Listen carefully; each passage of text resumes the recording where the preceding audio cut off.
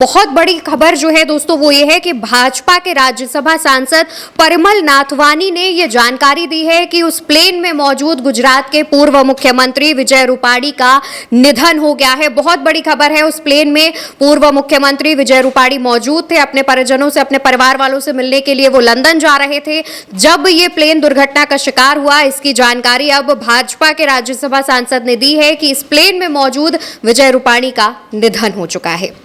बिल्कुल, विजय रूपाणी की अगर बात करें तो वो अपनी बेटी से मिलने के लिए लंदन जा रहे थे। उनके जो रिश्तेदार हैं उनकी तरफ से ये बात कही गई थी कि वो, उनके जो परिवार वाले हैं वो लंदन में रहते हैं और वो इसीलिए अपनी बेटी से मिलने के लिए लंदन जा रहे थे। और अब ये सामने आया है कि विजय रूपाणी का भी इस हादसे में निधन हो गया है। उनके अलावा 100 से ज़्यादा लोगों के शव अभी तक निकाले जा चुके हैं। राहत बचाव का कार्य जारी है। इसके अलावा जिस हॉस्टल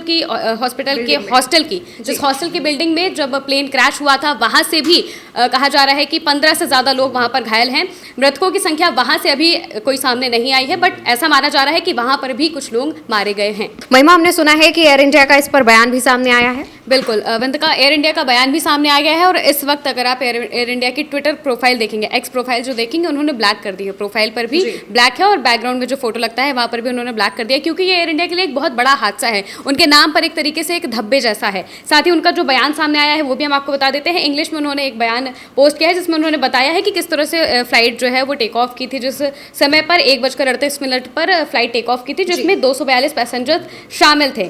इनमें 169 जो पैसेंजर्स हैं वो इंडियन थे। इसके अलावा जो 53 है वो ब्रिटिश के और एक कैनेडियन नागरिक था और 7 जो थे वो पुर्तगाल के नागरिक थे। इसके अलावा उन्होंने जो हॉस्पिटल से एक जो हेल्पलाइन नंबर है वो भी जारी किया है। हेल्पलाइन नंबर आप अपनी स्क्रीन पर देख सकते हैं। इस हेल्पलाइन नंबर पर अगर आपका कोई जान पहचान का व्यक्ति उस एयरपोर्ट या फिर उस प्लेन के आसपास आपको ऐसा लगता है कि होगा तो आप इस पर जानकारी ले सकते हैं। इसके अलावा उनकी तरफ से कहा गया है कि इस पूरे इंसिडेंट को वो अच्छे से इन्वेस्टिगेट करेंगे, इस पर अपना पूरा कॉपरेशन देंगे। ये बात उनकी तरफ से कही गई है।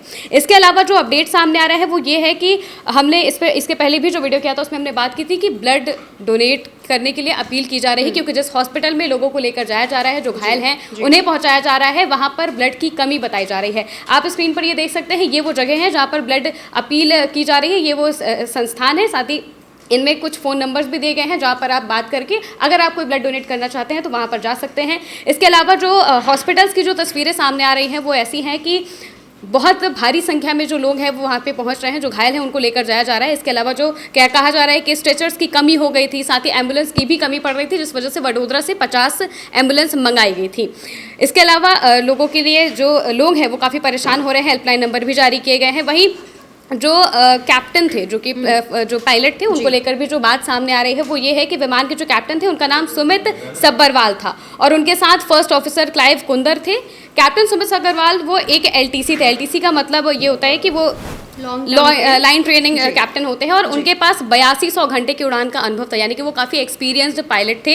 इसके अलावा जो उनके साथ को पायलट थे उनके पास 1100 घंटे का उड़ान का अनुभव था। ये वो पायलट होते हैं जो कि दूसरे जो नए पायलट आते हैं उनको ट्रेनिंग देते हैं एक तरीके से। और जब ये हादसा हो रहा था उस वक्त भी जो पायलट हैं उनकी तरफ से मे डे का कॉल दिया गया था। मे डे का कॉल का मतलब होता है कि कोई इमरजेंसी अगर आती है तो वो मे डे का कॉल करते हैं। मे डे 3 बार कहा जाता है, इसके बाद पता चलता है कि एक इमरजेंसी कॉल है। लेकिन जब तक ये बात पहुँच पाती या फिर कोई प्रतिक्रिया हो पाती, इससे पहले ही प्लेन क्रैश हो जाता है, जिस वजह से ये पूरा का पूरा हादसा हो जाता है। जी बिल्कुल महिमा, आपको रोकेंगे। एक और अपडेट जो सामने आ रही है वो ये है कि इतने ज़्यादा भारी संख्या में जो वहाँ पर घायल हैं वो हैं कि एक एम्बुलेंस में 3 घायलों को लेके जाया जा रहा है और वहाँ पर एम्बुलेंस की कमी हो गई है, स्ट्रेचर की कमी हो गई। इस वजह से लोग ठेलों तक का इस्तेमाल कर रहे हैं ताकि समय के साथ घायलों को अस्पताल पहुँचाया जा सके। अब अस्पताल में भी ब्लड की कमी बताई जा रही है। लोग भारी संख्या में वहाँ पहुँच रहे हैं, ब्लड डोनेट करने के लिए अपील भी की जा रही है, लोग भी पहुंच रहे हैं। आसपास जो आम लोग मौजूद हैं वो भी घायलों को हॉस्पिटल पहुंचाने के लिए मदद कर रहे हैं।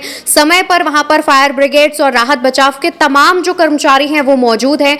बहुत ज्यादा डरा देने वाली तस्वीरें भी सामने आ रही हैं। इसमें मृतकों का आंकड़ा बढ़ सकता है, ये भी जानकारी सामने आ रही है। इसके अलावा महिमा और क्या कुछ अपडेट है जो दर्शकों तक जानना बहुत जरूरी है? बिल्कुल अवंतिका, अभी जो अपडेट सामने आया है वो ये है कि अहमदाबाद के जो सांसद हैं वो सिविल अस्पताल पहुंचे हैं। सांसद हसमुख पटेल वो अस्पताल पहुंचे और अस्पताल में जो भी पोस्टमार्टम रूम से जुड़ी या फिर जो भी व्यवस्थाएं उनका वो जायजा लेने के लिए वहां पर पहुंचे हैं। इसके अलावा जैसा कि आपने बताया कि अस्पताल में स्टाफ के साथ साथ जो आम लोग हैं वो भी, जो भी स्थानीय लोग हैं एयरपोर्ट के आसपास के, वो भी तुरंत मौके पर पहुंचे। जो राहत बचाव कार्य कर रहे हैं जो कर्मी हैं उनके साथ लग गए। इसके अलावा जो हॉस्पिटल का स्टाफ है उनकी मदद करने के लिए वो वहाँ पे पहुंचे हैं। साथ ही जब स्ट्रेचर्स की कमी पड़ रही थी तो ठेलों पर लेकर जाया जा रहा था। इसके अलावा अगर एक और बात कहें तो एम्बुलेंस की जब कमी पड़ी तो एक एक जो शव है, एक एम्बुलेंस में करीब करीब 3 शव लेके जाए जा रहे हैं। बिल्कुल, और जैसा कि महिमा ने आपको बताया कि जिस हॉस्टल में प्लेन क्रैश हुआ है, प्लेन जाकर भिड़ा है, उसकी तस्वीरें भी आप देख रहे हैं। प्लेन का आगे का हिस्सा, प्लेन का पीछे का हिस्सा बिल्डिंग में पूरी तरीके से समा चुका है। वहां पर भी जो 40-50 के आसपास डॉक्टर्स मौजूद थे, उनके हताहत होने की खबर, उनके घायल होने की खबर भी सामने आ रही है। अभी उनको लेकर के कोई ऑफिशियल बयान नहीं सामने आया है, लेकिन डॉक्टर्स के हॉस्टल बिल्डिंग में जो कारें खड़ी थी, पार्किंग में जो कारें थी, उनकी हालत देखकर इस बात का अंदाजा लगाया जा सकता है कि उस हॉस्टल में जो लोग मौजूद थे उनकी जान पर भी बात आई है। फिलहाल लगातार हमारी इस हादसे पर नजर बनी हुई है। जो भी अपडेट सामने आएगा वो आप तक उल्टा चश्मा यूसी पहुंचाएगा।